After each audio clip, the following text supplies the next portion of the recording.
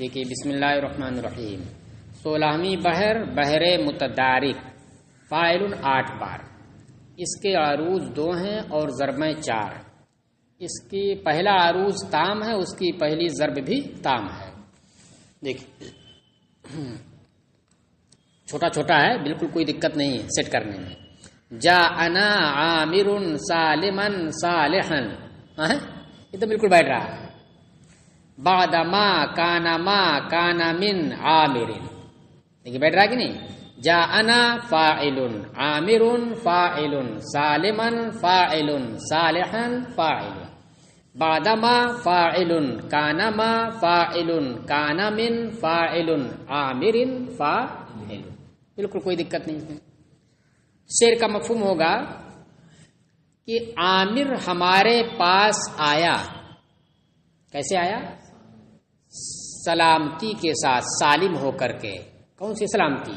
سینے کی سلامتی، کہ اس کا سینہ ہماری جانب سے کینے سے پاک ہے، اس طرح سے آیا. صالحن، اور صالح ہو کر کے آیا، نہیں اس کا باطن نیک ہو کر کے آیا. اب اس کے اندر نہ بغض ہے، نہ حسد ہے، نہ کینہ ہے. سالمم من الحقد و صالحن فی البطن فی الباطن. عامر ہمارے پاس آیا اس حال میں کہ اس کا سینہ کینے سے محفوظ ہے اور اس کا باطن نیک ہے. کب آیا؟ بعد ما کان من عامر، بعد اس کے کہ عامر کی جانب سے جو ہوا سو ہوا، جو ہوا سو ہوا. دیکھیے ما کانا بعد ما کانا ما کان، کانا ما کان، کانا ما کان مطلب جو ہوا سو ہوا. کانا ما کان جو ہوا سو ہوا.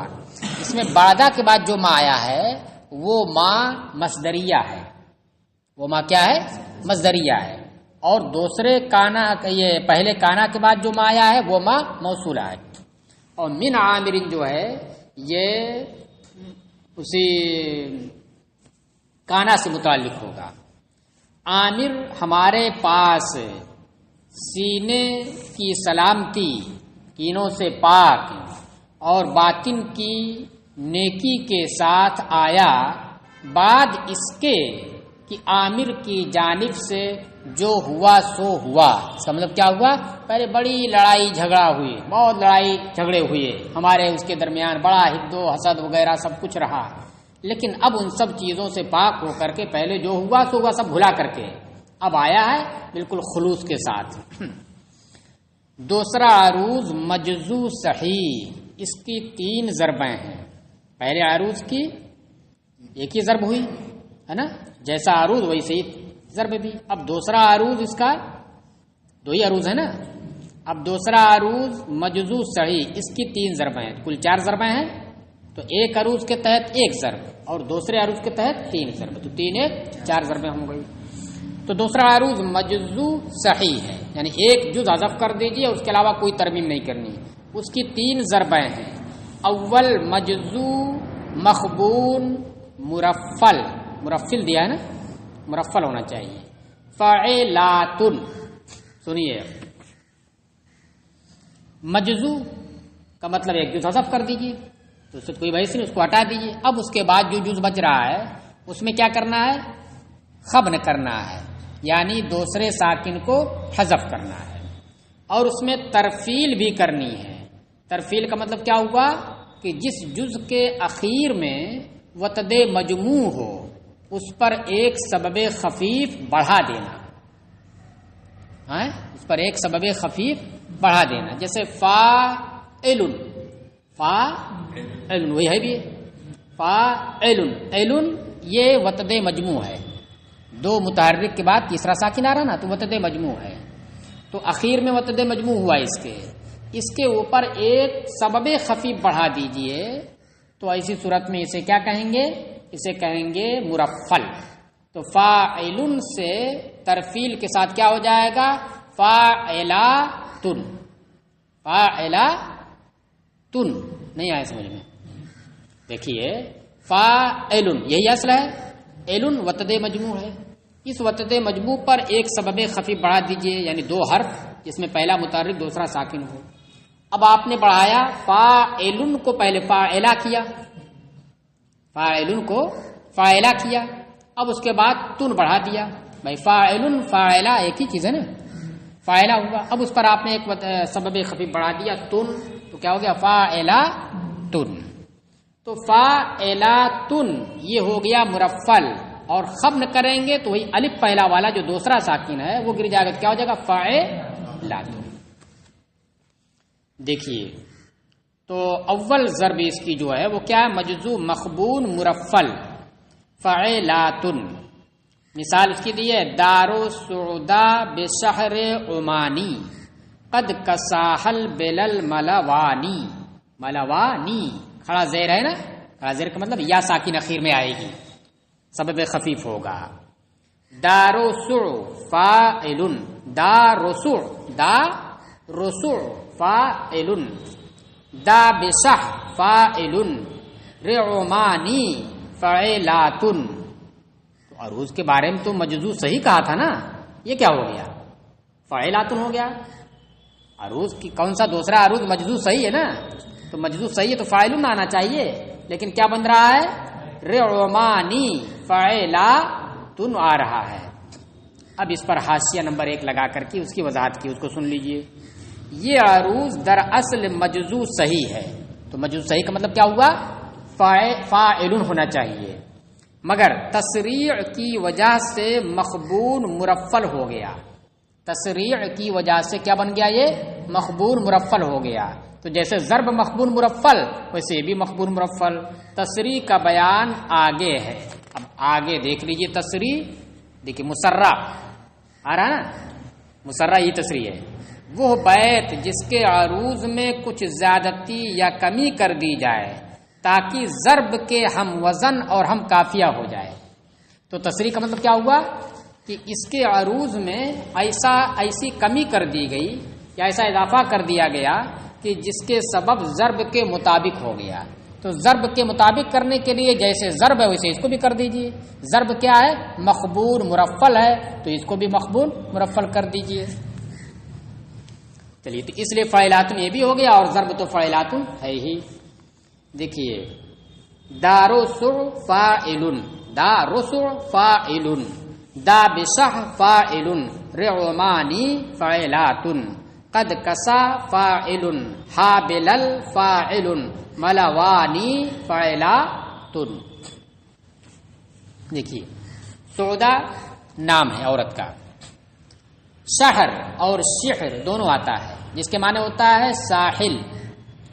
شہر عمان کا مطلب کیا ہو گیا ساحل بحر عمان. بحر عمان ہے تو اسی کا کنارہ، اسی کے ساحل کو کیا کہا گیا شہر عمان. دو بحر ہے، ایک بحر عمان دوسرے بحر عدن، تو دونوں کے بیچ کا جو کنارہ ہے وہی کیا ہے شہر عمان و عدن ہے. قد کسا، ہاں کسا یکسو کے معنی ہوتا ہے لبادہ اڑا دینا، پہنا دینا. اور البلا کے معنی بوسیدگی، بلا معنی بوسیدگی، پڑھا کہیں یہ لفظ بلا معنی بوسیدگی، اظہار میں آیا ہوگا. بالی کا لفظ پڑھا، بالی، بالی معنی بوسیدہ، بالی معنی بوسیدہ، تو وہی اسی کا مصدر ہے نا بلا، بوسیدگی. ملوان تسنیہ ہے، یہ ملا واحد ہے، تسنیہ ملوان ہے. ملوان تسنیہ کے معنی ہوتا ہے شب و روز، رات اور دن دونوں کو ملا کے کیا کہتے ہیں ملوان عربی میں کہتے ہیں. ٹھیک ہے، اب ترجمہ سنیے. بحر ساحل عمان میں واقع، بشہر عمان، ساحل عمان پر واقع سعودا کے گھر کو، سعودا کے گھر کو کہاں آ رہا ہے کسا، ہا ضمیر کا مرجع دار ہے. ساحل عمان پر واقع سعودا کے گھر کو روز و شب نے بوسیدگی کا لباس پہنا دیا. ساحل عمان، ساحل بحر عمان پر واقع سعودا کا گھر تھا، اس کی حالت کیسی ہو گئی ہے؟ حالت یہ ہو گئی ہے کہ یہ شب و روز نے، شب و روز کا مطلب رات آ رہی دن جا رہا، دن آ رہا رات جا رہی ہے، اس طریقے سے جو زمانہ گزر رہا ہے، شب و روز کا مطلب یہی ہو گیا، شب و روز نے اس گھر کو بوسیدگی کا لبادہ اڑا دیا ہے، بوسیدگی کا لباس پہنا دیا ہے، یعنی مرور ایام کی وجہ سے، زمانہ گزرنے کی وجہ سے اس کا گھر پرانا ہو گیا ہے، اس کا گھر کیا ہو گیا ہے؟ پرانا ہو گیا ہے۔ جس سے زیادہ دن کا گھر ہو جائے، جیسے یہی ہے، اس بلڈنگ میں آپ پڑھ رہے ہیں تو یہ بلڈنگ کیا ہو گئی؟ روز و شب نے اس کو بوسیدگی کا لبادہ اڑا دیا، اسے لباس پہنا دیا ہے، یعنی بوسیدہ ہو گیا ہے۔ تو ایک تو ہوتا بارش نے اس کو کھنڈر میں تبدیل کر دیا، وہ دوسری چیز ہے۔ یہ کیا ہے؟ کسی نے کچھ، بس زمانہ گزرتا جا رہا ہے، اس کے اندر جو مٹی وغیرہ لگی ہے یا گارے وغیرہ لگے ہیں تو میں خشکی آتی جا رہی ہے اور پھر دھیرے دھیرے گرتا جا رہا ہے اور بوسیدہ ہوتا جا رہا ہے۔ دھوپ پڑ رہی ہے، پھر چاند کی روشنی پڑتی ہے، ٹھنڈک ہے، گرمی ہے، دھوپ، سب ساری چیزیں جس کی وجہ سے اس پر بوسیدگی طاری ہو رہی ہے۔ دیکھیے دو مجزو مزال، پہلی بہر کیا تھی؟ مجزو مخبون مرفل، اور دوسرا کیا؟ مجزو مزال۔ مزال یہ ازالہ سے بنا ہے۔ ازالہ کسے کہتے ہیں؟ جس بحر کے، جس رکن کے اخیر میں وتد مجموع ہو اس پر صرف ایک ساکن بڑھا دینا، سبب خفیف بڑھا دینا، یہ ترفیل ہے، اور صرف ایک ساکن بڑھا دینا، یہ ساکن بڑھانے کا مطلب کیا ہوا؟ دو ساکن کا اجتماع ہو جائے گا، مگر یہ اخیر ہی میں ہوگا، بیچ میں کہیں نہیں ہوگا، تو اس پر ایک ساکن بڑھا دینا، یہ کیا ہوتا ہے؟ مزال، ازالہ اسے کہتے ہیں۔ دیکھیے تو فاعلن سے کیا ہو جائے گا؟ فاعلان، الف بھی ساکن اور نون بھی ساکن۔ مثال اس کی دی، حاضی دارہم اکفرت ام زبور محتحت دہور۔ حاضی فاعل، دارہم فاعل، اکفرت فاعل، آسان ہے نا؟ چلیے، ام زبو فاعل، رمحت فاعل، حد دہور فاعلان، حد دہور فاعلان۔ دیکھیے ترجمہ ہوگا، یہ ان کا گھر ہے جو مکینوں سے خالی ہو گیا ہے، یہ ان کا، ضمیر کا مرجع کچھ بھی ہو، جن کا ذکر پہلے رہا ہو، یہ ان کا گھر ہے جو مکینوں سے خالی ہو گیا ہے۔ ام زبورن، یا تحریریں ہیں، یا یہ ایسی تحریریں ہیں کہ زمانے نے جنہیں محو کر دیا ہے، مٹا دیا ہے۔ سمجھ میں نہیں آتا، یہ گھر تھا ان کا، آج خالی ہو گیا ہے، بالکل کھنڈر میں تبدیل ہو گیا، کہیں کہیں ابھرے نشان دکھتے ہیں اینٹ وغیرہ کے۔ یہ مکان ہے یا وہ تحریریں ہیں کہ جن کو زمانے نے، یعنی وہی زمانے کے گزرنے نے کیا کر دیا؟ مٹا دیا ہے۔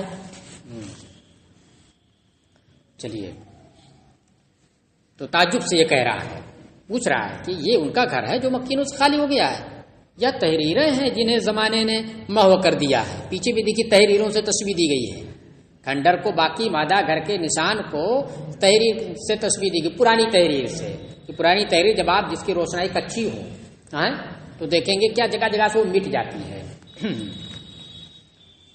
کوئی حرف لکھا رہے گا، پتہ چلا صرف نقطہ بچا ہے، جیسے گھر ہے کہ کھنڈر میں تبدیل ہوتے ہوئے دیوار تھی اور پتہ چلا کہیں صرف پائے کی شکل میں دکھ رہا ہے۔ چلیے، سو مجزو صحیح، تیسری ضرب مجزو صحیح جو آخری ہے وہ کیا ہے؟ بالکل مجزو صحیح ہے، یعنی عروض کی طرح سے۔ دیکھیے، کف علی دارہم وبکین بین اطلالھا ودمن، کف علی فاعل، دارہم فاعل، وبکین فاعل، بین ات فاعل، لالھا فاعل، ودمن فاعل۔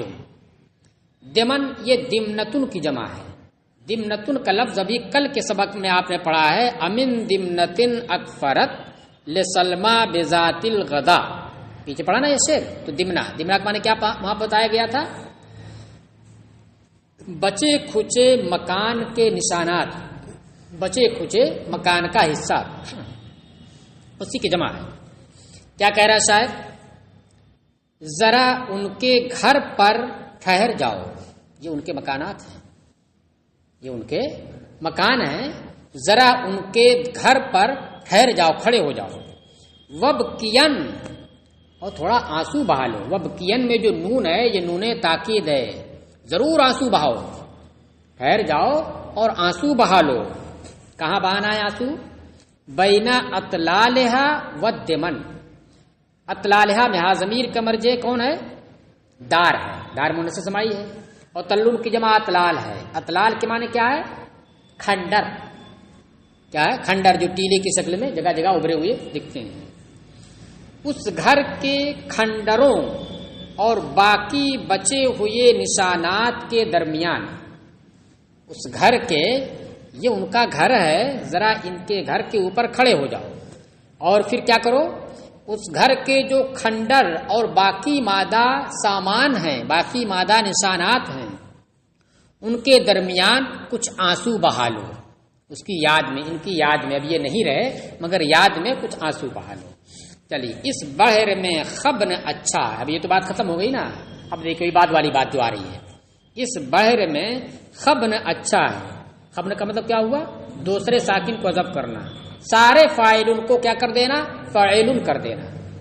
پوری بحر میں کیا کر دینا؟ خبن کر دینا. عروض یا ضرب نہیں، پورے کو کر دینا. دیکھیے مثال اس کی، قرۃن طرحت بسوالجۃ.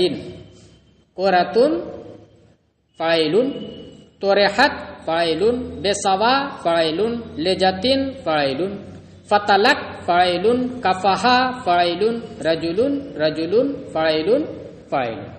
بہت آسان ہے نا، چھوٹی سی ہے بھی ہے، جس کا جو جز جو بڑا چھوٹا ہے، اور خبن ہو گیا تو اور چھوٹا، ایک الف کٹ گیا وہاں پر اور چھوٹا ہو گیا. دیکھیے ترجمہ اس کا ہوگا، قرۃن، قرہ مانے ہوتا ہے گیند. یہ ایک گیند ہے، حاضی مبتدا محذوف ہوگا، یہ ایک گیند ہے. طرحت بسوالجۃ، سولجان کی جمع سوالجہ ہے. سولجان، سولجان مانے ہوتا ہے وہ لاٹھی جس کا سرا ٹیڑھا ہو، اس کو آپ ہاکی بھی کہہ سکتے ہیں. ہاکی میں ہی نہ ہوتا ہے، آنکڑا بنا رہتا ہے، سرا اس کا ٹیڑھا رہتا ہے، تو ہاکی ہی ترجمہ تو اچھا رہے گا. حالانکہ اس کو پہلے بولا جاتا ہے ہاکی، میرے خیال سے یہ انگریزی لفظ ہوگا ہاکی، ہے نا. اس کو چوگاں کہتے ہیں. اس کو کیا کہتے ہیں؟ چوگاں، پرانی زبان اردو میں. دیکھیے تلقفہ ہے، تلقفو کا معنی ہوتا ہے ہاتھ میں لے لینا، وہ پکڑ لینا، اسے ہاتھ میں لے لینا. یہ کون کرتا ہے؟ گول کیپر کرتا ہے.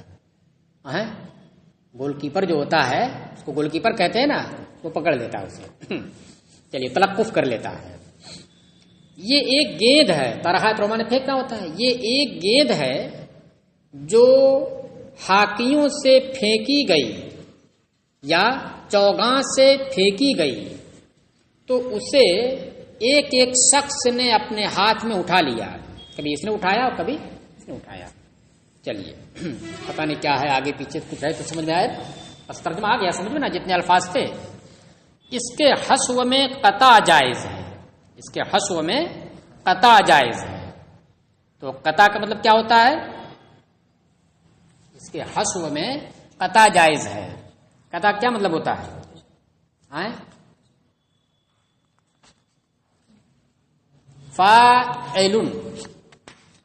تو فاعلن میں قطع میں یہ ہوتا ہے کہ وطد مجموع کے ساکن کو حذف کر کے اس کے ماقبل متحرک کو ساکن کر دینا، یہی ہے نا. تو فاعلن سے فاعل کر دینا، فاعلن سے فاعل کر دینا. فاعل غیر مانوس ہے تو مانوس میں تبدیل کر دیجئے، فاعل فاعلن. یہ کیا ہو گیا؟ یہ قطع ہو گیا. تو اب دیکھیے یہ جو مثال آ رہی ہے جو دیا ہے تو اس میں کیا ہے؟ قطع ہوا ہے. دیکھیے یعنی فاعلن ہو، فاعلن کے بجائے کیا ہو گیا ہے؟ فاعلن ہو گیا ہے. مالی مالن الا درہم. مالی فاعلن، مالن فاعلن، الا فاعلن، درہم فاعلن. کتنا آسان ہے. او بر فاعلن، زونی فاعلن، ذاکل فاعلن، ادہم فاعلن. سب میں دیکھیے کیا ہو گیا؟ قطع ہو گیا ہے. قطع کا مطلب کیا ہوا؟ کہ وطد مجموع کو سبب خفیف بنا دینا. آسان لفظوں میں وطد مجموع کو سبب خفیف بنا دینا. فاعلن کو فاعل کر دینا، جو مانوس میں جا کر کے فاعلن ہو گیا. ترجمہ آیا سمجھ میں کہ نہیں؟ سب دیکھیے فاعلن سے فاعلن ہو گیا یعنی فاعل ہو گیا.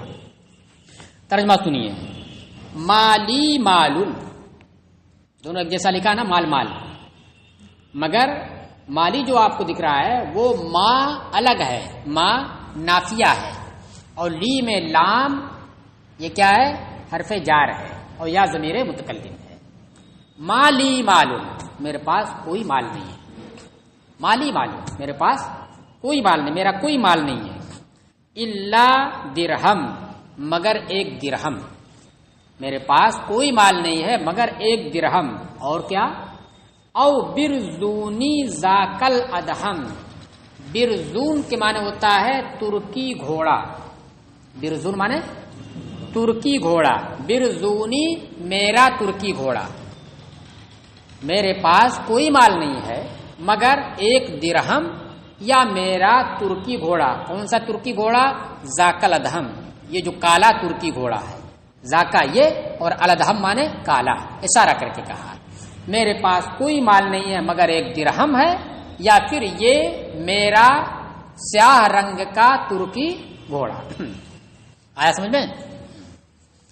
کسی بیت میں خبن و قطع جمع بھی ہو جاتے ہیں. اس کے اندر دیکھیے سب میں قطع تھا سب فاعل کیا بن گیا تھا فاعلن بن گیا تھا اور اوپر والے میں آپ نے کیا دیکھا سب میں خبن ہوا تھا فاعلن سے فاعلن ہو گیا تھا.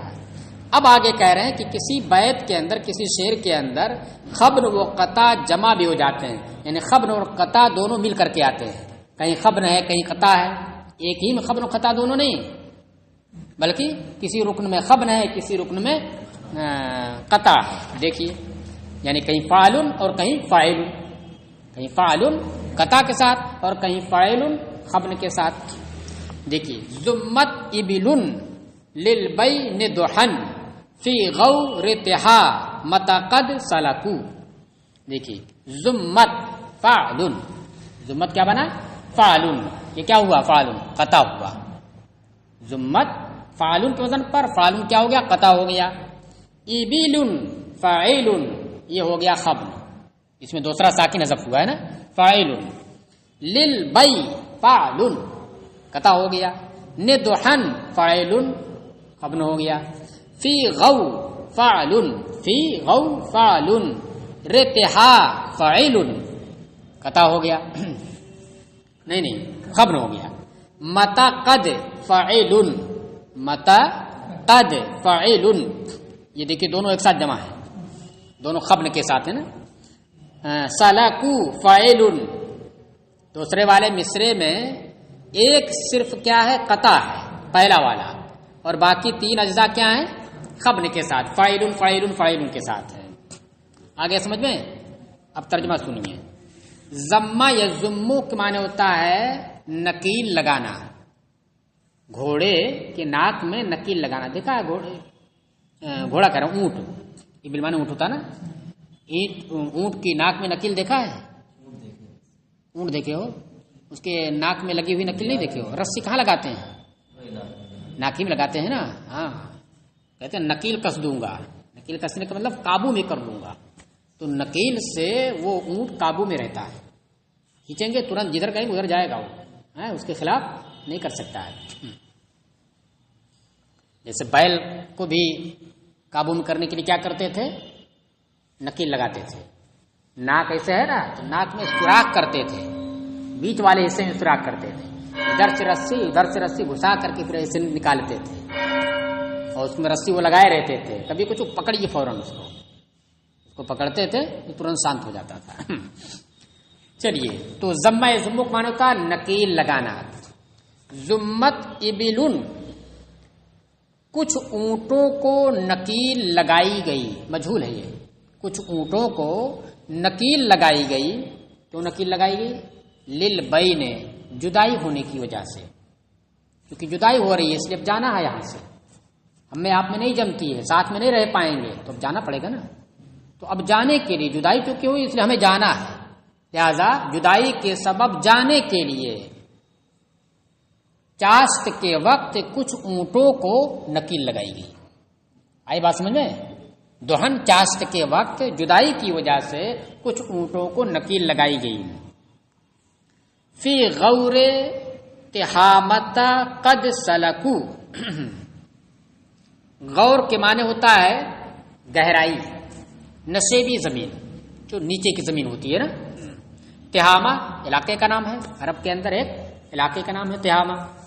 تہامہ کے نشیبی علاقے میں جس پر سوار ہو کر کے چل پڑے، سلکو، قد سلکو فی غور تہامتا، جس پر سوار ہو کر کے، یہ اپنی طرف سے لگانا پڑے گا آپ کو، راکبین علیہا، یہ اپنی طرف سے لگانا پڑے گا. نکیل لگانا سمجھ میں آ گیا کیوں نکیل لگائے گی؟ چل پڑنے کے لیے، تو اس پر سوار ہو کر کے چل پڑنے کے لیے لگائے گی نا، کہ ان کو بھی کھینچ کر کے لے جائیں گے. چلیے، چاشت کے وقت جدائی کے سبب کچھ اونٹوں کو نکیل لگائی گئی، جس پر سوار ہو کر کے وہ لوگ، کون لوگ؟ وہی جنہوں نے نکیل لگائی، وہ لوگ تہامہ کے نشیبی علاقے میں چل پڑے.